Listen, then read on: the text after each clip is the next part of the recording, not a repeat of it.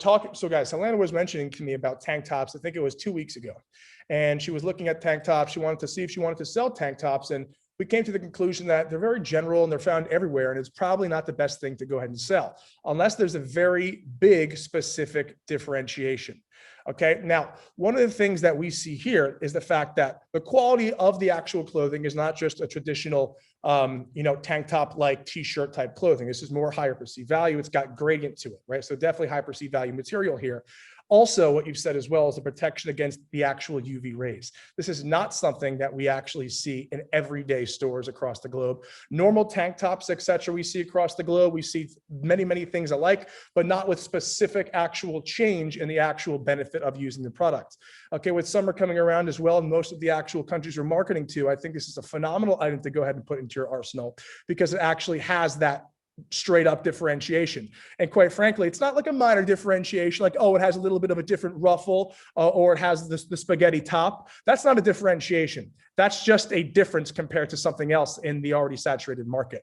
This is something that specifically has difference in gradient, because remember, when we're dealing with clothing, ladies and gents, what are we looking at? We're looking at material,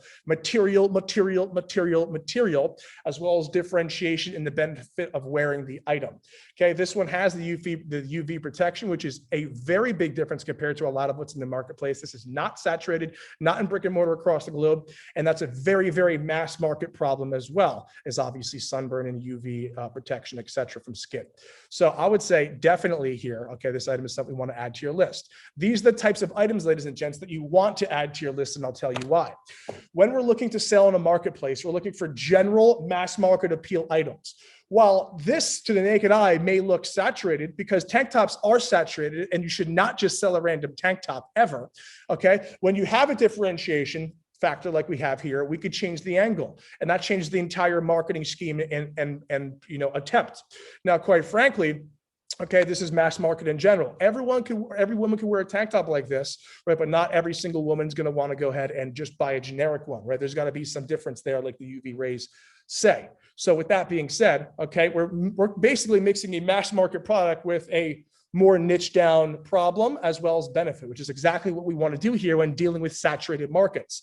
So what you specifically are seeing here is Helena take a saturated item and bring it into being much less saturated with an actual differentiation in marketing angle. This one will be approved in my book.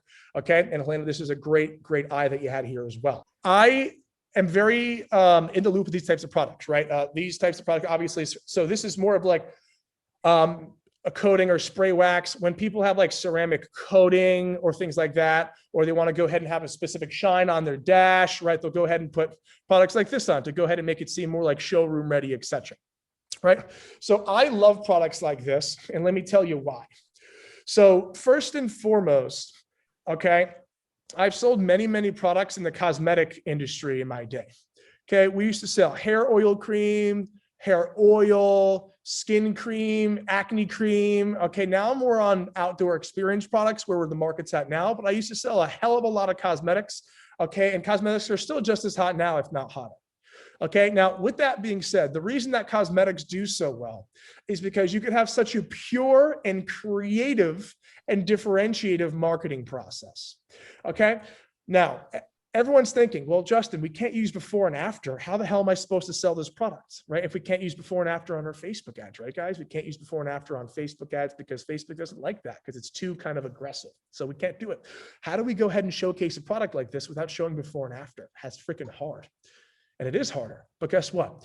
Same reason cosmetics do so well is because you could be creative, right? You could go ahead and walk individuals through what your product's made of, why it's different, what's inside of it. Okay, you could show people it in use compared to something else in the video, okay, that was used with something that was used with a different wax. It's not really a before and after is when you have a photo like this and you have the text before and after.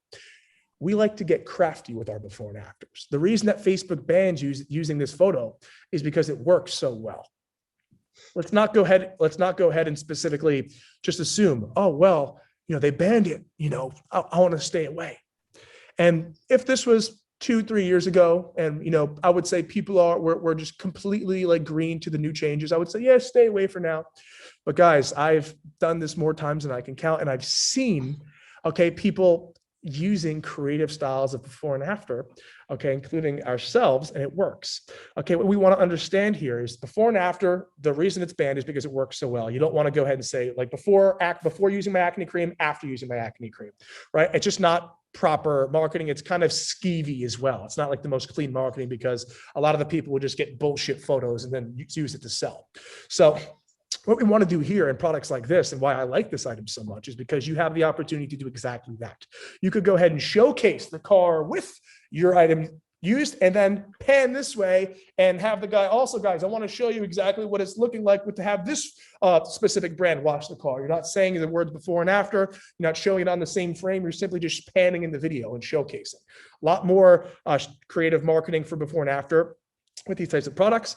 And also you could go ahead and really get creative with your marketing, right? Because your marketing ultimately is what builds the actual repetition of this product. It's what builds the name brand of this product, right? And the words that you use and the people that are in the ads and the things that you're saying, you could really build a very, very quick brand identity with this, okay? Which is very important. Now, one of the things I also want to go ahead and bring up that I don't like is the fact that it has like random, not really patented trademark brands on it, right? Because it's coming from an AliExpress supplier.